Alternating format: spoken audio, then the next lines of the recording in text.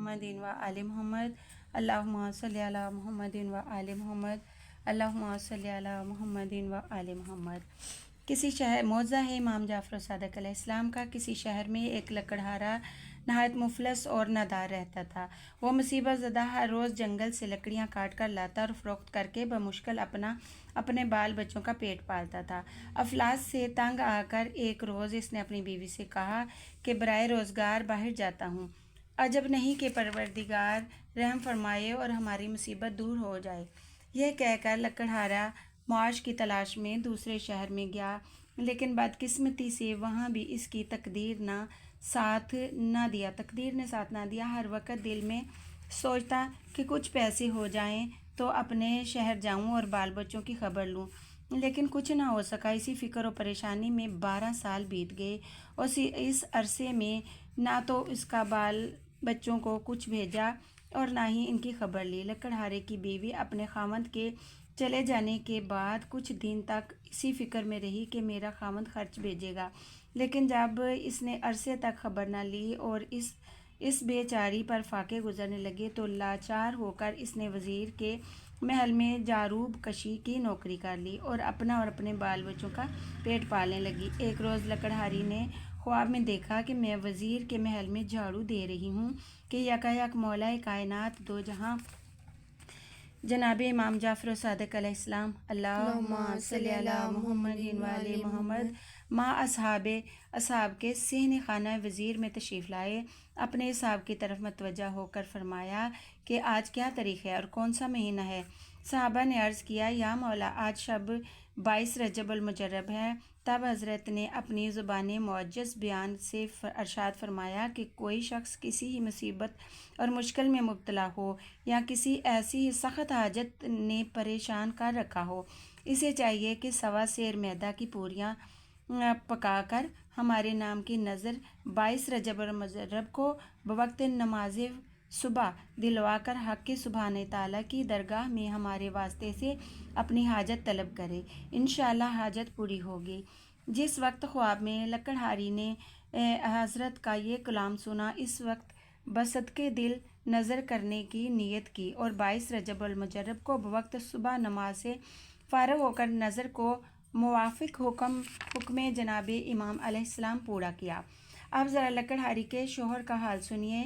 یہاں تو 22 رجب المجرب بوقت صبح یہ لکڑہاری نظر امام علیہ السلام دلوا رہی تھی اور وہاں لکڑہارا درخت پر چڑھا ہوا لکڑیاں کاٹ رہا تھا، تو اس کے ہاتھ سے کلہاڑی چھوٹ کر زمین پر گری اور اس نے کلہاڑی کو جو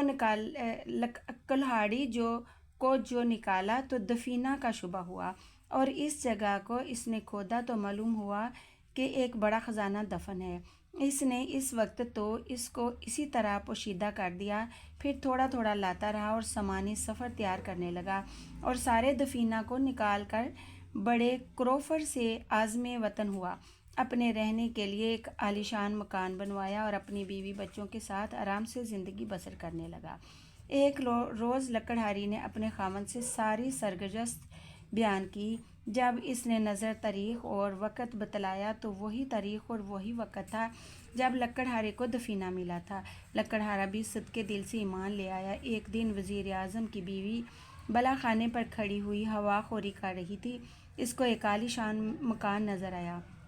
اس نے اپنی کنیزوں سے دریافت کیا کہ یہ مکان کس کا ہے؟ کنیزوں نے بتایا کہ اس لکڑہارے کا ہے جس کی بیوی یہاں جاروب کشی پر ملازم تھی۔ یہ سن کر وزیر کی بیگم نے لکڑہاری کو بلوایا اور مفصل حال دریافت کیا۔ اس نے تمام حال بیان کیا، لیکن وزیر کی بیوی کو یقین آیا، بلکہ دل میں خیال کیا کہ اس کے خاوند نے رہ زنی کی ہے، جس کی بدولت سے یہ مالدار ہوا ہے۔ وزیر کی بیگم کا تو یہ خیال فاسد دل میں لانا تھا کہ اسی وقت وزیر اعظم پر مصیبت آئی کہ وزراء میں ایک وزیر اس کا دشمن تھا۔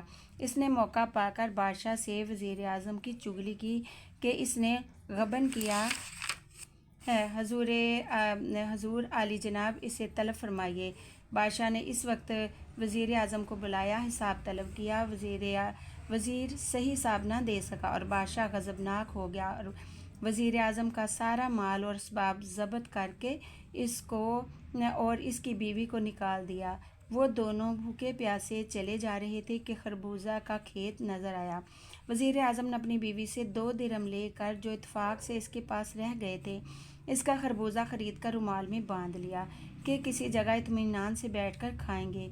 इत्तेफाक से जिस दिन वज़ीर आज़म पर एताब आया था, इसी दिन शहज़ादा भी शिकार को गया था और रात तक वापस ना आया। बादशाह ने परेशान होकर अपने वज़ीरों से मशवरा किया कि सारी रात गुजर गई, शहज़ादा अभी तक वापस नहीं आया। इसी वज़ीर ने, जिसने वज़ीर आज़म की चुगली खाई थी, बादशाह से अर्ज़ किया कि मुझे ऐसा मालूम होता है कि वज़ीर आज़म ने बवजह दुश्मनी मौका पाकर शहज़ादे को कत्ल कर दिया। यह सुनकर बादशाह ने वज़ीर आज़म की गिरफ़्तारी का हुक्म दिया और सिपाही गए और वज़ीर आज़म और उसकी बीवी को पकड़ लाए। इस वक्त तक वज़ीर आज़म ने इस खरबूजा को ना खाया था, बल्कि इसी तरह रुमाल में बंधा हुआ था। इसी हालत में गिरफ़्तार हो गया। बादशाह ने देखा कि रुमाल में से खून झलक रहा है और रुमाल खोल कर दिखलाया तो इसमें शहज़ादे का सर नज़र आया। बादशाह अपने बेटे का सर देखकर रोने लगा और हुक्म दिया कि रात भर वज़ीर को कैद रखो, सुबह को कत्ल कर देना। वज़ीर आज़म और उसकी बीवी जेल में भेज दिए गए। वज़ीर आज़म ने अपनी बीवी से दरियाफ़्त किया, ये बात अब तक मालूम नहीं हो सकी कि हम पर यह नागहानी मुसीबत कैसे आई। कौन सा गुनाह हमसे ऐसा सरज़द हुआ जिसकी सज़ा भुगत रहे हैं। इस पर वज़ीर की बेगम ने लकड़हारे का किस्सा मनो अन बयान किया और कहा कि मुझे इस नज़र का और हुक्म हज़रत इमाम जाफ़र सादिक़ अलैहिस्सलाम अल्लाहुम्मा सल्ली अला मुहम्मदिन व आलि मुहम्मद का यकीन ना आया। वज़ीर आज़म ने अपनी बीवी से कहा, इससे बढ़कर और क्या ख़ता होगी कि तूने इमाम जाफ़र सादिक़ अलैहिस्सलाम के हुक्म को जुटलाया।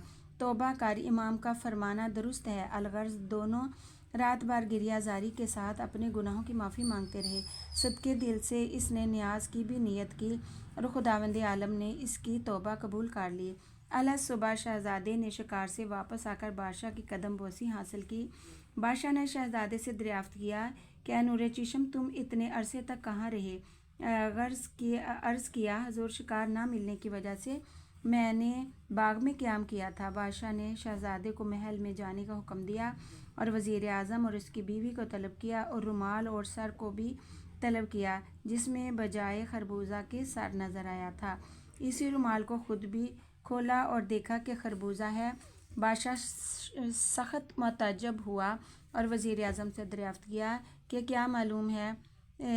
वज़ीर आज़म ने जो वाक़या अपनी बीवी से सुना था मनो अन बयान कर दिया। बादशाह ने यह सुनकर लकड़हारा और लकड़हारी को तलब किया और उनसे हालात दरियाफ़्त किए। उन्होंने तमाम वाक़या बयान कर दिया, जिसको सुनकर बादशाह भी सदके दिल से ईमान ले आया और वज़ीर आज़म को अपने ओहदे पर फाइज़ कर दिया और चुगलखोर वज़ीर को सज़ा देकर निकाल दिया। खुदावंद आलम जिस तरह वज़ीर आज़म और लकड़हारे के दिन फिरे मोमिनीन और मोमनात के मकासदे दिली बारला और आमीन सुम्मा आमीन। अल्लाहुम्मा सल्ली अला मुहम्मदिन व आलि मुहम्मद। पाक परवरदिगार, जिसने ये मौज़ा पढ़ा और जिसने सुना, पाक परवरदिगार उनकी हर जायज़ हाजत को बारला और उनके गुनाहों को माफ़ फरमा दे, खुला रिज़्क़ अता फरमा। इलाही आमीन। Please subscribe my channel and like my videos. Thank you so much.